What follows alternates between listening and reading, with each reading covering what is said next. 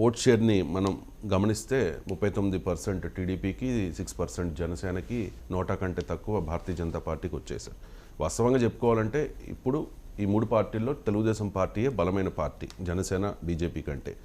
కానీ ఇక్కడ YSR Congress party social media కానీ లేకపోతే ఆ పార్టీకి సపోర్ట్ చేసే మీడియా సంస్థ సాక్షిలో కానీ కథనాలు కానీ డిబేట్స్ కానీ తెలుగుదేశం పార్టీని భారతీయ జనతా పార్టీలో మెర్జ్ చేయబోతూ ఉన్నారు అన్నట్టుగా జరుగుతోంది సార్. ఎందుకు ఏమై ఉంటుంది? మీడియాలోనే కాదు, వైసీపీ నేతలు కూడా ప్రచారం చేస్తున్నారు. సో అసలు ఏ పార్టీ అయినా ఎందుకు విలీనమవుతుంది? జనసేన టీడీపీలో విలీనమైందా? సో ఆ మాటకొస్తే రాజకీయ పార్టీలు విలీనాలు ఎందుకు అవుతాయి? అయితే ఈ ప్రచారం ఎందుకు తెలుగుదేశం పార్టీది పొత్తు కాదు విలీనము అని ఇవాళ కూడా నేను చూశాను. సాక్షిలో డిబేట్లో ఉదయాన్నే తెలుగుదేశం పార్టీ ఇక మిగలదు, సో విలీనం అయిపోతుంది, చంద్రబాబు నాయుడు కేవలం తన కేసుల నుంచి బయటపడడమే కోరుకుంటున్నారు తప్ప ముఖ్యమంత్రి పదవి కోరుకోవడం లేదు, సో బీజేపీలో కలిసిపోతాడు, అమిత్ షా ఆల్రెడీ కలవమని చెప్పాడు, కలిసిపోతారు అని చెప్తున్నారు. అదే సమయంలో మళ్ళీ అదే డిబేట్లో ఏం చెప్తున్నారంటే ఏ సీట్లలో టీడీపీ పోటీ చేయాలని బీజేపీ లిస్ట్ ఇస్తుంది అంటున్నారు. విలీనం వెనక లిస్ట్ ఇచ్చిన ఎక్కడిదిగా?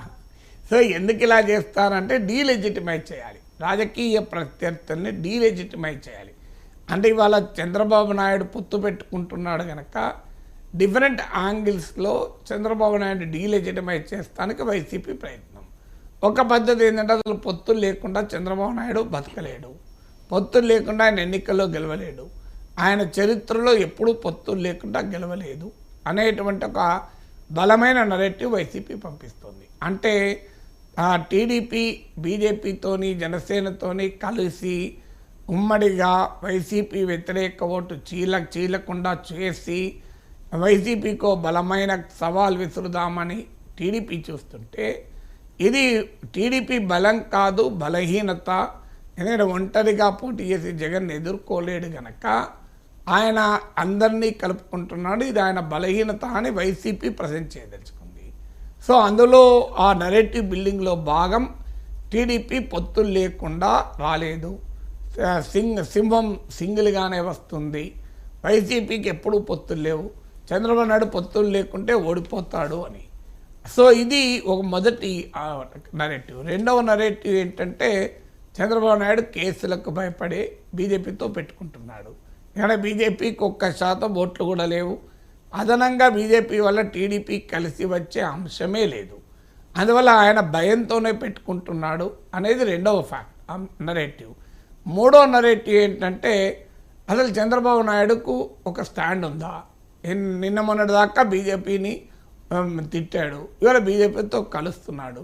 2019 ఎన్నికలకు ముందు ధర్మ పోరాట దీక్షలు చేశాడు, మోడీ కుటుంబాన్ని కూడా ప్రస్తావించి విమర్శించాడు, ఇప్పుడు మళ్ళీ మోడీ విజనరీ అంటున్నాడు అని.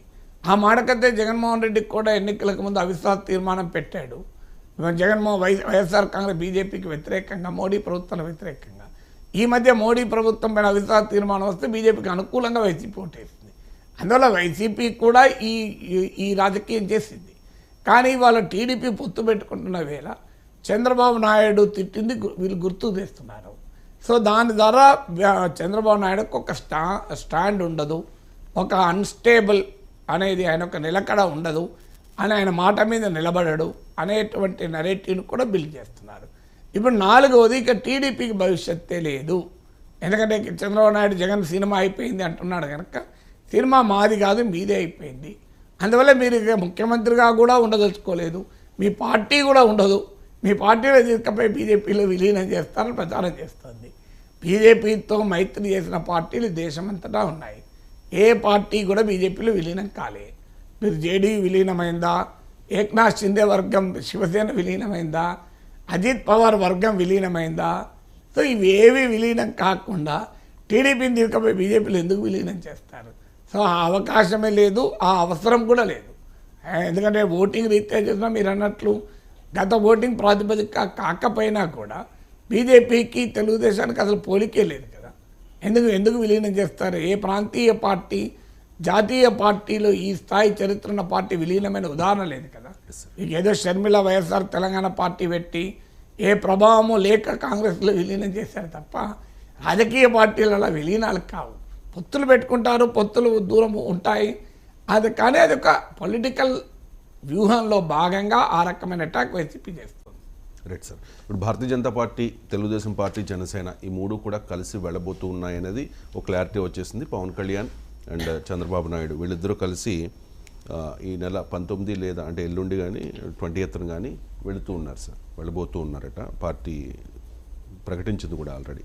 కానీ ఇక్కడ విష్ణువర్ధన్ రెడ్డి ఒక కీలకమైన కామెంట్ చేశారు సార్. ఎవరినో భుజాన మోయం, మా నాయకుడే ఏపీ సీఎం కావాలి అని చెప్పి.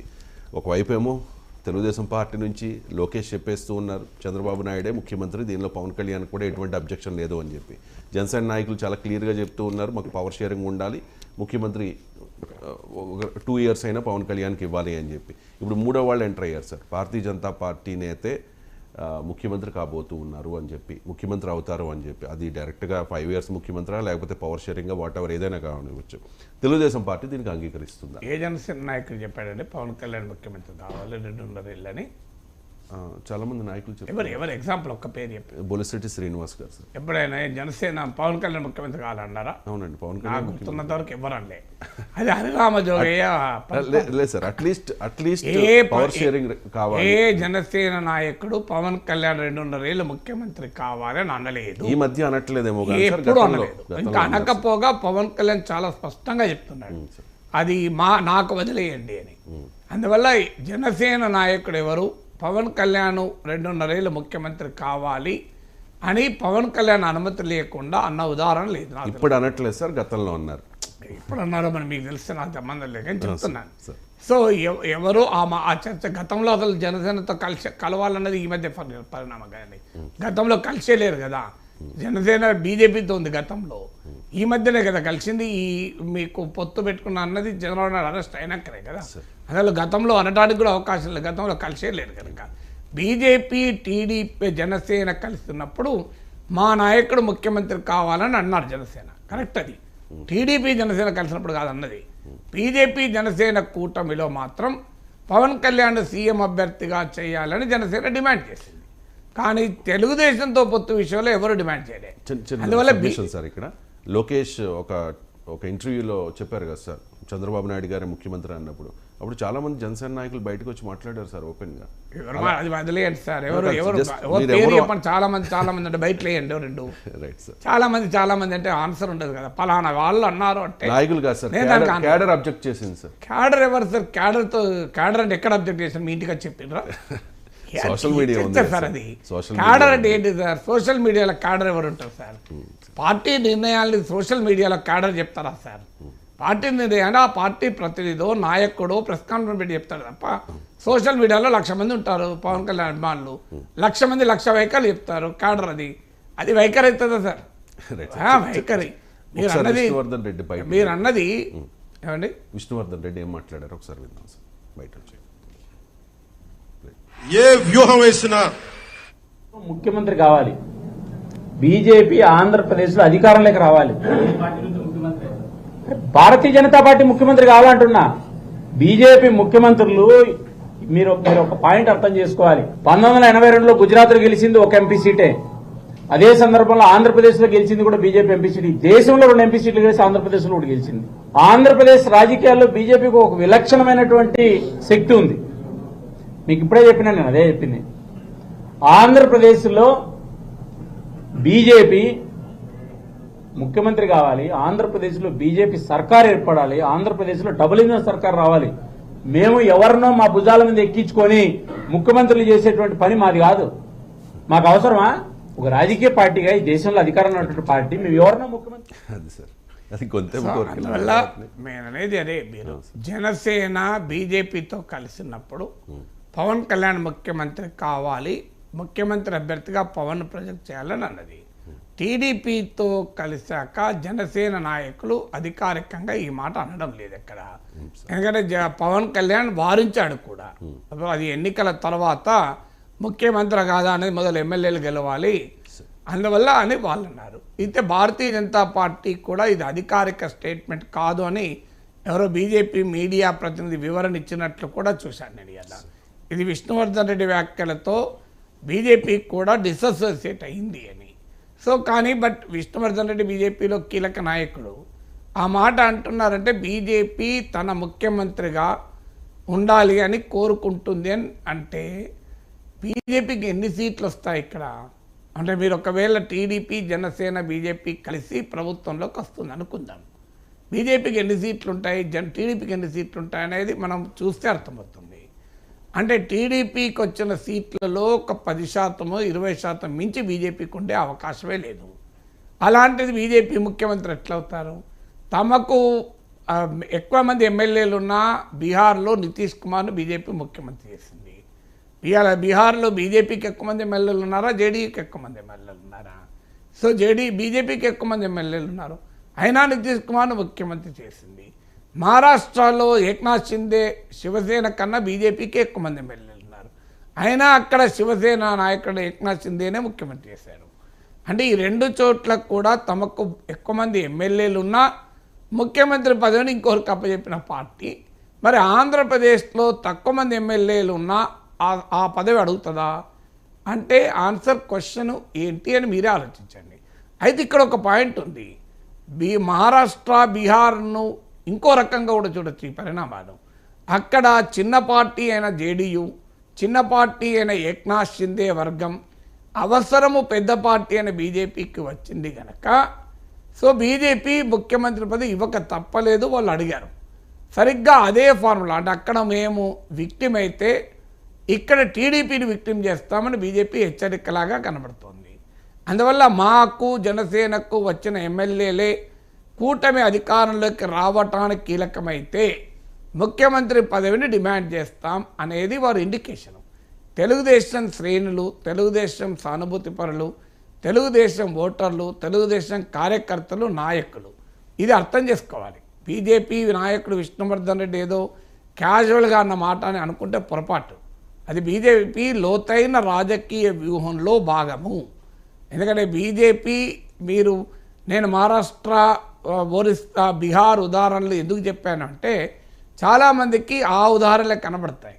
అంటే అక్కడ ఎక్కువ మంది ఎమ్మెల్యేలు ఉన్నా కూడా ముఖ్యమంత్రి అడగని బీజేపీ ఇక్కడ తక్కువ మంది ఎమ్మెల్యేలు ఉన్నా అడుగుతుందా, ఇదేదో విష్ణువర్ధన్ రెడ్డి అన్నాడు అని అనుకుంటారు. కానీ అక్కడే బీహార్, మహారాష్ట్రలోనే ఆన్సర్ ఉంది. అక్కడ బలము లేని పార్టీ కూడా ముఖ్యమంత్రిని ఎలా డిమాండ్ చేయగలిగాయి? కర్ణాటకలో కుమారస్వామి ఎలా ముఖ్యమంత్రి కాగలిగాడు కాంగ్రెస్కు బలం ఉన్నా?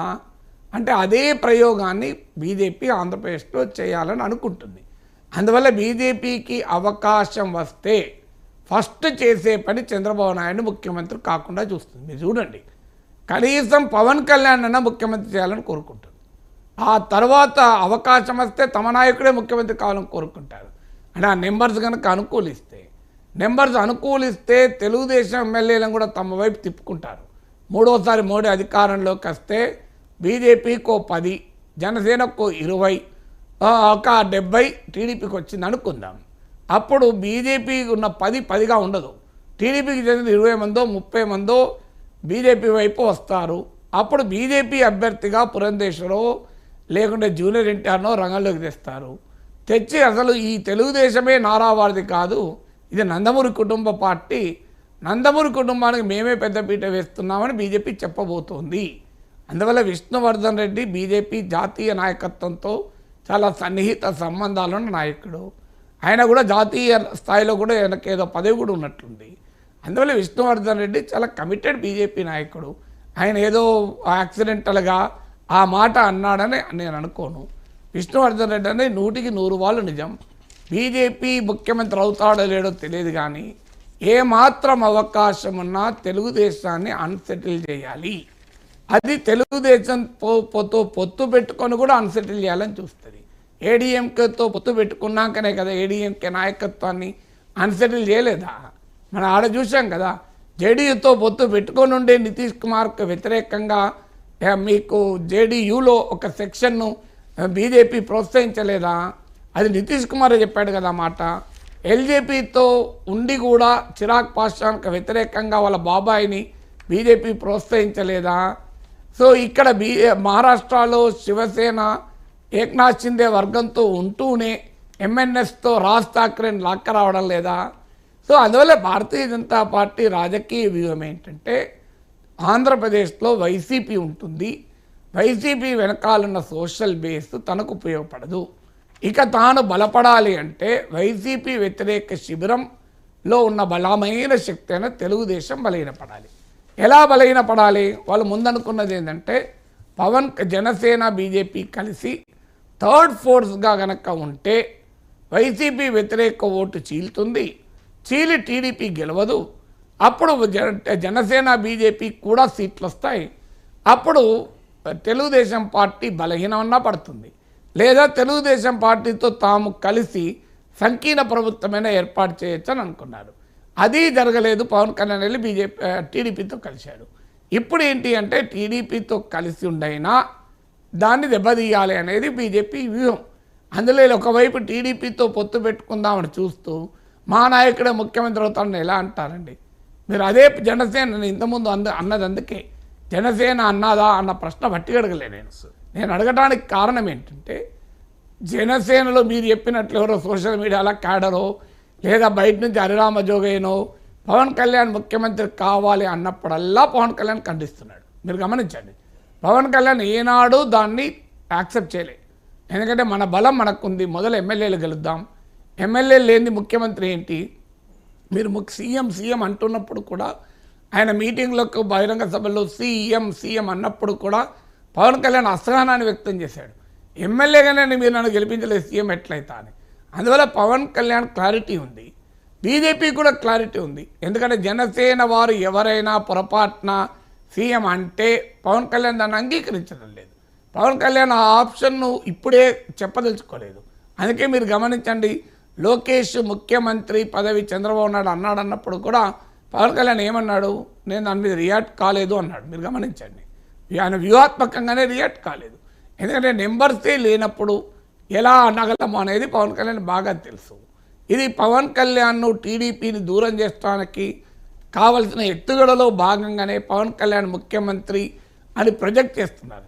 ఆ మేరకు కూడా ఆయన ఎందుకు ఇంకా గట్టిగా అనడం లేదంటే వైసీపీ నుంచి దాడుంది. ఎందుకంటే కాపు ఓట్లన్నింటినీ తీసుకెళ్ళి చంద్రబాబు నాయుడు దగ్గర పెడతావా అని ఆ విమర్శ ఉంది గనక తాను కూడా ముఖ్యమంత్రి రేసులో ఎట్టి పరిస్థితుల్లో తాను లేను అని అనడం లేదు. దాని ఆప్షన్ ఓపెన్ చేసి పెట్టాడు. బహుశా రేపు పవన్ కళ్యాణ్కి నెంబర్స్ అనుకూలిస్తే అడుగుతాడా అది తర్వాత చర్చ. కానీ బీజేపీ మాత్రం చాలా క్లియర్గా ఉంది, టీడీపీ లీడర్షిప్ను అన్సెటిల్ చేయాలి, టీడీపీని వీకెండ్ చేయాలి, టీడీపీ స్పేస్ను తాను ఆక్రమించాలన్నది బీజేపీ లక్ష్యం. ఈ వ్యూహంలో భాగంగా టీడీపీకి దూరంగా ఉండి చేయాలనుకున్నది, కానప్పుడు టీడీపీతో కలిసి అయినా చేయాలనుకుంటుంది. అందువల్ల విష్ణువర్ధన్ రెడ్డి మాటలు తెలుగుదేశం కార్యకర్తలకు శ్రేణులకు సానుభూతి పనులకు అర్థం కావాలి. చంద్రబాబు నాయుడు కారణాలు ఏదైనా ఆయన అర్థం అయినా ఆయన బీజేపీతోనే కలవాలని అనుకుంటున్నాడు కానీ కలుస్తున్నాడు. టీడీపీ ఓటర్లు ఆలోచించాలి, బీజేపీతో మీరు కలిస్తే మీ నాయకుడు ముఖ్యమంత్రి కూడా కాడు, ముఖ్యమంత్రి బీజేపీ నాయకుడు అవుతాడు.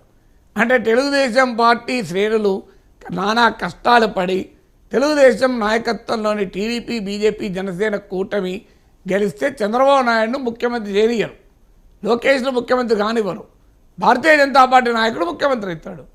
అందువల్ల ఇది బీజేపీ వ్యూహం. ఈ వ్యూహం అర్థమైన తర్వాత కూడా టీడీపీ ఓటర్లు ఏం చేయాలో వాళ్ళు నిర్ణయించుకోవాలి. ఓటర్లు నిర్ణయించుకుంటారేమో, కానీ ఇటువంటి గొంతెమ్మ కోరిక లాంటి ఒక డిమాండ్ పెట్టినప్పుడు మరి తెలుగుదేశం పార్టీ అంగీకరిస్తుందా? చంద్రబాబు నాయుడికి అంగీకరించక తప్పని అనివార్య పరిస్థితి ఎదురవుతుంది. ఇంట్లో అనివార్యమే ఉండదు సార్, ఎందుకు అంగీకరిస్తారు సార్? నాకు అర్థం కాదు ఏంటి అనివార్య పరిస్థితి. మీరే చెప్పాలి సార్. నాకేం అర్థం కూడా అవుతుంది సార్. ఇటువంటి భారతీయ జనతా పార్టీ చాలా రాష్ట్రాల్లో మనం చూసాం సార్. ఆ ప్రాంతీయ పార్టీల్ని పొత్తు పెట్టుకున్న పార్టీల్ని ఏ రకంగా అణగదొక్కే ప్రయత్నం చేసిందో. చంద్రబాబు నాయుడు ఏమి 41 years రాజకీయ చరిత్ర ఉన్న చాలా రాజకీయ అనుభవం ఉన్న వ్యక్తి. సో ఇటువంటి కుట్ర జరుగుతుందని తెలిసి కూడా మరి భారతీయ జనతా పార్టీతో పొత్తు పెట్టుకోవడానికి ఎందుకు ఇంకా ముందుకు అనలేదు సార్? దీని కుట్ర అని ఎందుకంటాం? దీని కుట్ర ఎందుకు అవుతుంది? కుట్రలు కుతంత్రాలు కాదు, కుట్రలు వేరు, కుతంత్రాలు వేరు, వ్యూహాలు వేరు. సో వ్యూహాలు అన్ని పార్టీలకు ఉంటాయి, ఒక్క బీజేపీకి ఉంటుందా? సో బీజేపీకి ఉంటుంది అంటే ఇప్పుడు మీరు జేడీయూ నితీష్ కుమార్ ఆయనే అన్నాడు కదా, నన్ను చీల్చడానికి, మా పార్టీని చీల్చడానికి బీజేపీ కుట్ర చేస్తుంది అన్నాడు. మళ్ళీ పోయి జేడీయూ నాయకుడు కలవలేదా? సో రాజకీయాల్లో ఆ తాత్కాలిక అవసరాలు ప్రయోజనాలు ఉంటాయి, దీర్ఘకాలంలో బీజేపీ చేస్తుందా అంటే దాన్ని అప్పుడు ఎదుర్కొందాలే అనుకోవచ్చు.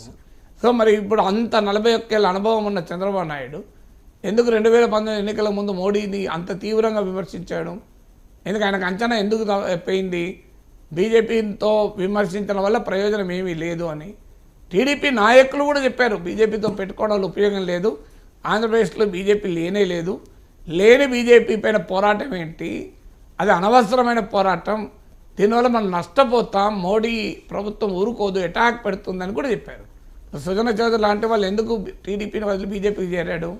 So one of the leader Sujana Chowdary Chandrababu Naidu క్లియర్గా చెప్పాడు, అయ్యా ఈ స్ట్రాటజీ కరెక్ట్ కాదు, మీరు బీజేపీతో మనం విడిపోతే నష్టపోతాం. అయినా చంద్రబాబు నాయుడు వినలేదు కదా. మన 41 ఏళ్ళ అనుభవం ఉన్న ఆయన ఎందుకు తప్పు చేశాడు? ఏళ్ళ అనుభవంతో సంబంధం లేదు. సో అందువల్ల కేసీఆర్కు మరి ఎందుకు అర్థం కాలేదు? సడన్గా బీజేపీని తిట్టి మళ్ళీ వెంటనే ఆపితే ఇది ఎక్కడో ఒకసారి బీజేపీకి బీఆర్ఎస్కు సంబంధం ఉంది అని ప్రజల్లో పోతుంది, అది నష్టం అవుతుంది అని ఎందుకు అనుకోలేదు? ఎందుకు ఆపాడు? మీరు చూడండి, సడన్గా ఆపేశాడు కదా, బీజేపీని తగ్గించేశాడు. సో ఇలా మనం ఇష్టమైనప్పుడు పెంచి ఇష్టమైనప్పుడు టోన్ తగ్గిస్తే ప్రజల్లో రాంగ్ మెసేజ్ పోతుంది. కేసీఆర్కి ఎందుకు అర్థం కాలేదు? సిట్టింగ్ ఎమ్మెల్యేల పైన వ్యతిరేకత ఉంది, వాళ్ళను మార్చకపోతే నష్టపోతామని కేటీఆర్తో సహా అందరూ చెప్పినా కేసీఆర్కి ఎందుకు అర్థం కాలేదు? ఇంత అనుభవం ఉన్న నాయకుడు కదా. సో మాలాంటి వాళ్ళని టీవీలో చెప్పడం కదా, అయ్యా మీ పార్టీ ఎమ్మెల్యేలు 30-40 మంది పైన వ్యతిరేకత ఉంది, చాలా తీవ్రంగా నష్టపోతారని చెప్పినా కూడా కేసీఆర్ వినలే కదా. మరి కేసీఆర్కి ఇన్నేళ్ళ అనుభవం ఉన్నాయని ఎందుకు తప్పు చేశాడు? బండి సంజయ్ని మారిస్తే బీజేపీ నష్టపోతుంది అని అందరూ అన్నారు కదా. బీజేపీ బండి సంజయ్ ప్రజా సంగ్రామ యాత్రను ఆపితే నష్టపోతారు, ఇది కాంగ్రెస్కు లాభం అవుతుంది అని. కానీ బీజేపీ జాతీయ నాయకత్వం ఇంత అనుభవం ఉంది కదా నరేంద్ర మోడీ, అమిత్ షాలకు, ఇంత ఆర్ఎస్ఎస్, ఇంత బ్రహ్మాండమైన లీడర్షిప్ ఉండి కూడా బండి సంజయ్ని ఇలాగే కొనసాగిస్తే కేసీఆర్ పట్ల వ్యతిరేకత మనం పెంచుతాం, అది కాంగ్రెస్కు ఉపయోగపడుతుంది కదా చల్లార్చింది. మరి చల్లార్చి వాళ్ళు నష్టపోయారు, కాంగ్రెస్ అధికారంలోకి వచ్చింది కదా. సో ఒకవేళ బండి సంజయ్ని మార్చి ఉండకపోతే, బండి సంజయ్ దూకుడు అలాగే కంటిన్యూ అయ్యి ఉంటే ఇవాళ కాంగ్రెస్ అధికారంలోకి వచ్చేదే కాదు. ఎందుకంటే బీజేపీకి 20 సీట్లు వచ్చేది, సంకీర్ణ హంగ్ వచ్చేది. సో అందువల్ల ఆ రోజుల్లో ఇండియా టుడే లాంటి సంస్థల సర్వేలు కూడా చెప్పాయి హంగ్ వస్తాయని. అందువల్ల పెద్ద పెద్ద అనుభవాలు ఉన్న నాయకులు, ఇప్పుడు నేను 3 ఉదాహరణలు చెప్పాను. సో అందువల్ల ఎందుకు తప్పులు చేస్తారంటే చేస్తారు. సో ఎవరు ఇన్విన్సిబుల్ కారు కదా. సో బీజేపీతో పొత్తు వల్ల దీర్ఘకాలంలో తెలుగుదేశం దెబ్బతినే ప్రమాదం ఉంది. ఈ ప్రమాదాన్ని చంద్రబాబు నాయుడు ఎందుకు గుర్తించడం లేదంటే ఆయన మీద ఆయనకు నమ్మకం ఉండొచ్చు. ఆ ప్రమాదాన్ని వచ్చినప్పుడు ఎదుర్కొందాంలే, ఇప్పుడైతే తాత్కాలికంగా అవసరం కదా, తాత్కాలికంగా మనం జగన్ ఎదుర్కోవాలంటే మోడీ అవసరం ఉంది కదా అని అనుకోవచ్చు. Right sir, thank you so much sir. చాలా అంశాలకు సంబంధించి సమగ్రంగా విశ్లేషణ అందించినందుకు. ఇది ఇవాల్టి నమస్తే నాగేశ్వర్.